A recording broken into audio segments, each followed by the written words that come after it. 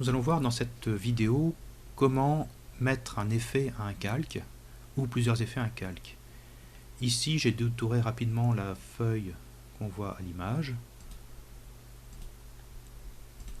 Et nous allons maintenant ajouter ces effets en choisissant le menu calque et en cliquant sur style de calque.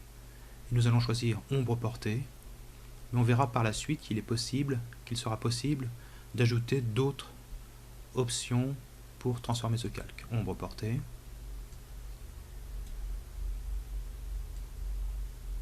Donc ici par défaut, Photoshop arrive avec certains réglages qu'il est possible de changer.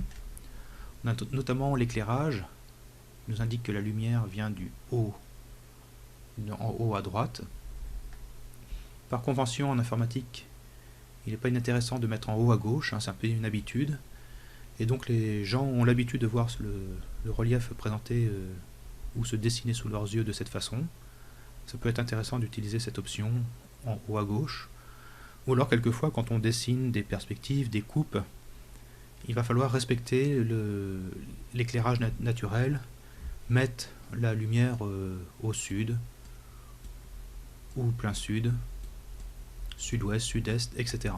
Donc ici pour la démonstration je vais garder en haut à gauche. On va pouvoir modifier la taille de l'ombre, l'effet plus ou moins flouté. Donc ça c'est à vous de voir comment faire ces réglages.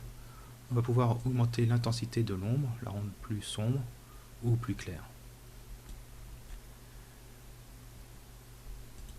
On voit ici l'ombre interne, petite ombre qui s'est dessinée au liseré, c'est pas très utile mais on peut l'utiliser quelquefois. Ici je retire paramètres d'ombre portée, lueur externe, pas très utile non plus, lueur interne, on l'utilise pas souvent, biseautage, satin, pas tellement utilisé, incrustation de couleurs peut servir quelquefois pour transformer un calque avec une couleur unie, incrustation de dégradé aussi peut servir dans certains cas, pour avoir des silhouettes en fond, des personnages par exemple. L'incrustation de motifs est assez intéressant parce qu'on va pouvoir coller un motif dans un calque dans une forme précise. Donc imaginez que vous ayez un plancher en bois de dessiner sur un plan, une pelouse. On va tout de suite pouvoir transformer ce calque pelouse avec une texture appropriée, ou alors montrer que c'est du bois. Et je dois voir ici par exemple des graviers ou un revêtement de sol. Et on va pouvoir, sur notre calque, combiner différents effets. Par exemple ici, incrustation de motifs et ombre portée. Il suffit de cocher les deux et j'ai deux options qui sont cochées. Maintenant, il va être possible de simplifier cette image, toujours en cliquant sur calque, fusionner avec le calque inférieur. On va fusionner le calque 1 et le calque 2 qui vont ne faire plus qu'une seule entité. Je vais fusionner avec le calque inférieur, voici le calque 2. Et on va pouvoir même aplatir complètement l'image. Voilà, on a perdu tous les autres calques, il ne reste plus qu'un seul calque. C'est utile quand on a terminé un projet par exemple.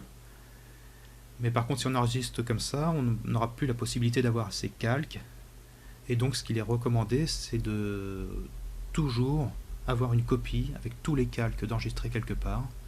Parce que conserver les calques permet de revenir sur un dessin, sur un projet. Si jamais il y a une erreur, il suffira juste de retrouver le calque où se trouve l'erreur et de le transformer. Alors que si on aplatit les calques comme dans ce cas-là, il faudra revenir pixel par pixel, essayer de modifier, donc ce sera moins évident. Donc on peut aplatir l'image, mais ce n'est pas vraiment recommandé.